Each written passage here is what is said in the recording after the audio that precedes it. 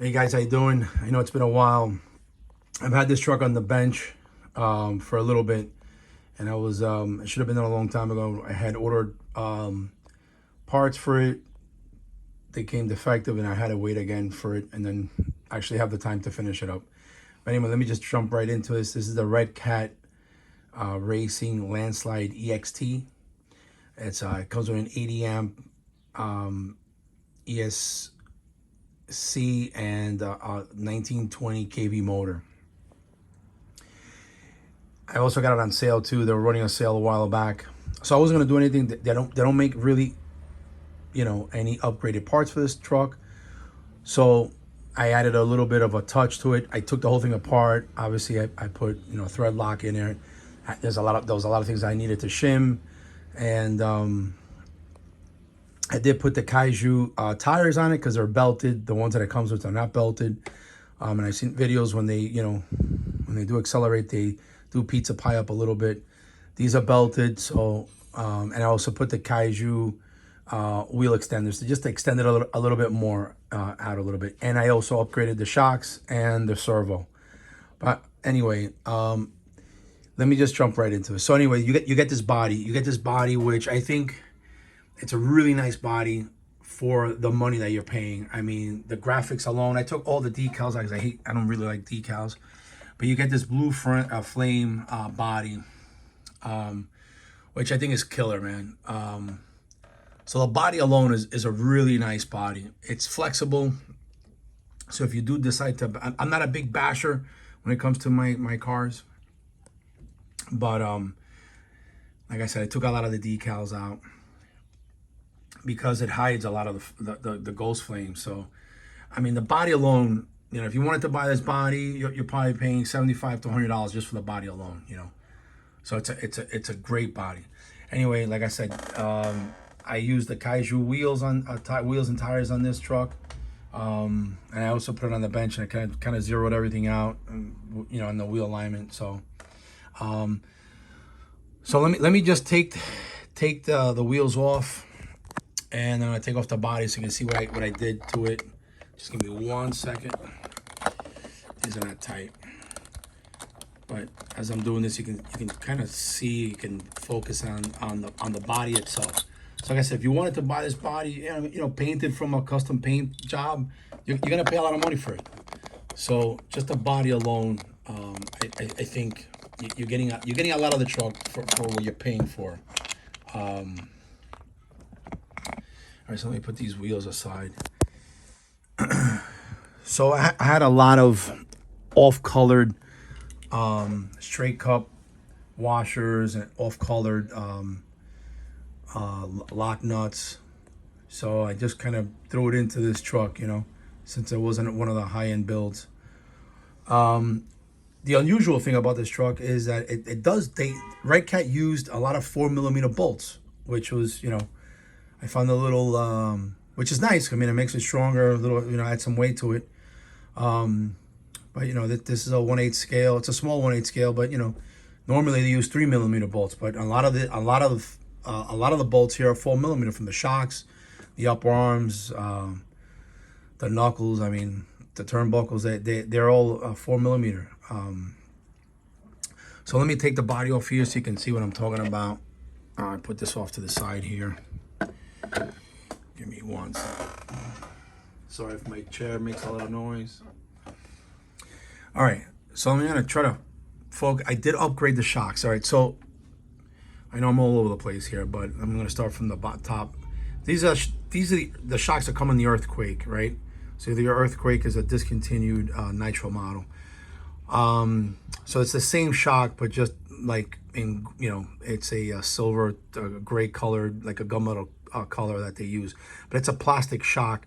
It's a little on the small side. It probably measures about 95 millimeters from hole to hole, and it really I did upgrade the shock oil, but it still wasn't it doesn't hold up the weight of the truck the way it should be. So I bought these shocks on eBay. They're off of an Arma. They were inexpensive, like $20 for the pair. Obviously, I did the front and the rear. They're about 102 millimeters. It comes with 2 different spring sets. This is what it looks like here. The gold is a little lighter and the silver is a little heavier. So because the spring's a little heavy, I use about 15 weight silicone. Let me see if I have over here. Yeah, here, 15 weight silicone. Because you don't want to go too thick because of the tension on the spring. You want to go a little lighter, so the truck can absorb a little bit more of the asphalt or the dirt or whatever you're going to be using it. But anyway, let me just jump right in from the front. So I use these shocks. Like, again, you can find them on eBay. They're for an armored vehicle. I'm going to say it's the Outcast, but it also fits a Traxxas also.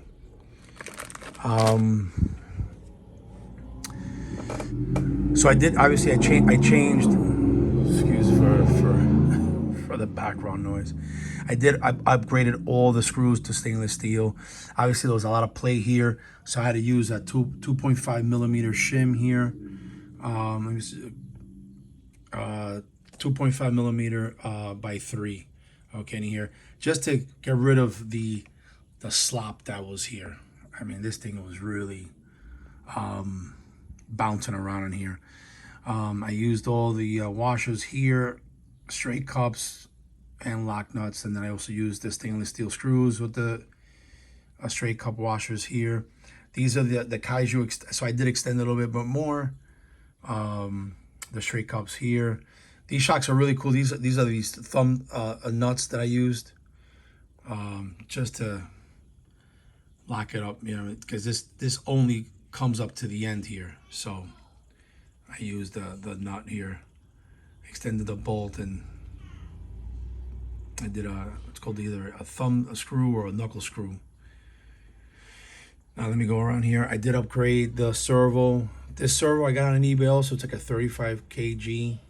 I think I paid like 36 bucks for it. Full aluminum. I think it's a killer servo. And of course I added all my touches to it with the socket screws.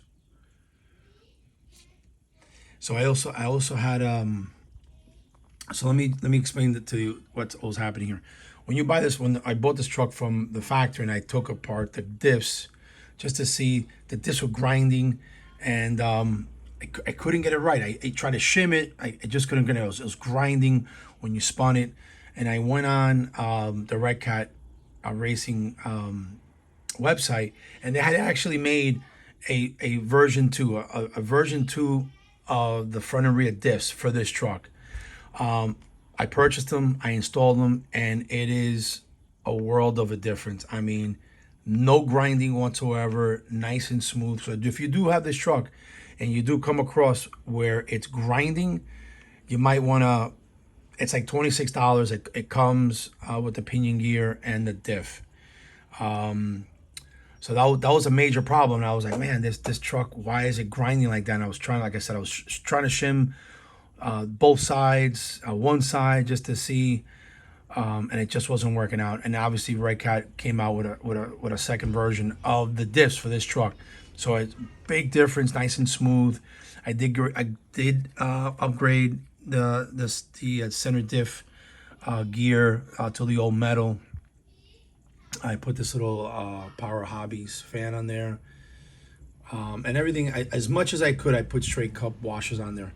On the rear here, if you look in there, I put a lock nut in there. There's no rear brace on this rear diff, so I put a lock nut in there. And I did also in the front. I'm not sure if I can get in there. Yeah, you can probably see it, the blue one in there. So the front and rear diffs, they're extended a little bit, so I was able to get lock nuts in there and make it a little bit sturdier.